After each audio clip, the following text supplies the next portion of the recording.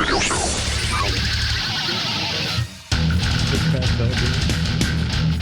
didn't try any of it the other day. Yeah, I didn't either. I didn't know if it was any good. And now it's time for the news. Good news today. This week, the Neuroscience News published research finding that heavy metal music is good for your health. Yes. Don't tell it to the guys in death. They said that, well, most of them are still alive. Most, huh? Don't tell that to the black metal scene. Almost all of them. Yeah. Except the ones that really counted, right? Well, the one I'm sorry, that really counts. I know, Chuck, there's yeah. still one that counts to you, Dave. But they might bring him back. You never know with science. They could. They could. This research says that heavy metal listeners are more likely to be generous and engage in scientific thinking.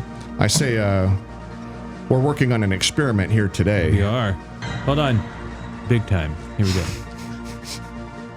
Professionals. That's good. Hold on. Hold on. I'm not done yet. I'm conducting. Take your time. Wait, hold on.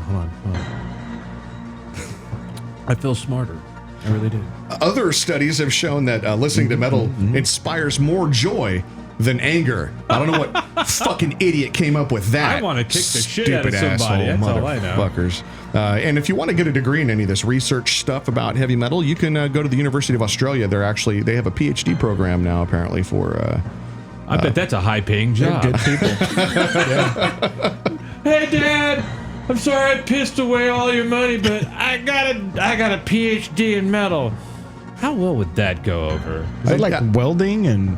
I think the accent's a little different over there. I'm just saying it's harder to take him seriously with, I didn't even do an accent. I was just doing me. Jason Newsted. In Australia. Jason Newsted. Goobity. Who the fuck are you talking about now, Dave? Jason Newsted has been told by doctors to stop headbanging. I mean, he was told this like 10 years ago, I think, and he's been playing metal for 25 years, but now all that whiplash is catching up to him, and so he's actually hanging it up, the metal stuff anyway. He's going to continue with rock and roll, playing with his band, the Chop House Band. Playing himself. Now? Yeah, that's what he's doing. Pretty much, yeah. That's what bass players do. So wait a second. I'm not understanding this correctly. He heavy metal is now dangerous for him. Yeah. Headbanging has become dangerous. Yeah, it doesn't fit with the study that we just cited about making people happier. What the fuck are we talking about then? I'm kind of confused. Yeah, exactly. So he's just going to be playing rock and roll from now on and not banging his head. Wow. So is he literally banging his head against something? Is that what's gone on here? I hope not. I've never seen him do that.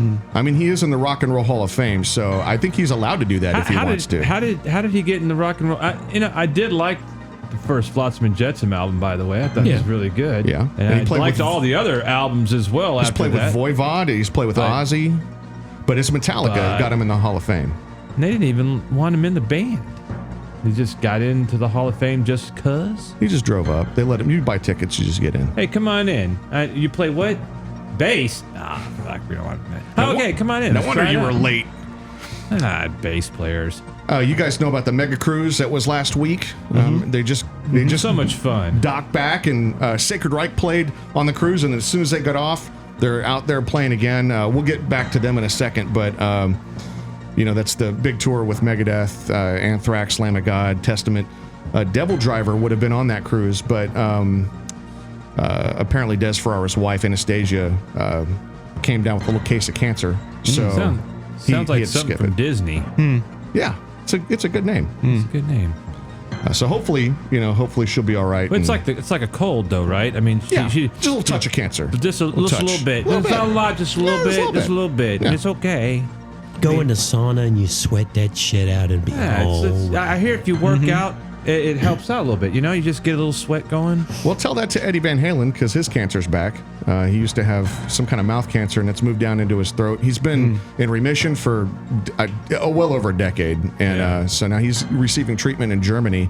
His ex-wife, Valerie Bertinelli's visiting him. And You know, she's on like the cooking channel. Yeah. Yeah. Well, she looks like she's on the cooking channel. I mean, I think she fed him something. I mean, she gained about what 125 pounds, maybe. She's a big girl now. She's healthy. But She was in the hit TV series in the 70s, One Day at a Time, and then in the 80s she was in Touched by a Religious Figure, I think. Fucked by an angel? Something like that. Touched Something by a like- priest, I think. I don't know. No, that was that little boy. What was his name? Sodomy. No. Dude, what the hell? That's that other show. That's that other show. Well, we struggle to keep our metal legends alive and in good health. We can sit here deep in thought about death, or we can listen to some damn death. You brought him up? Let's hear him. Let's do. This is The Philosopher from their 1993 individual See, thought and now patterns. you're talking philosopher. It goes right with, science. Like we were talking about. There it is. There it is. More metal.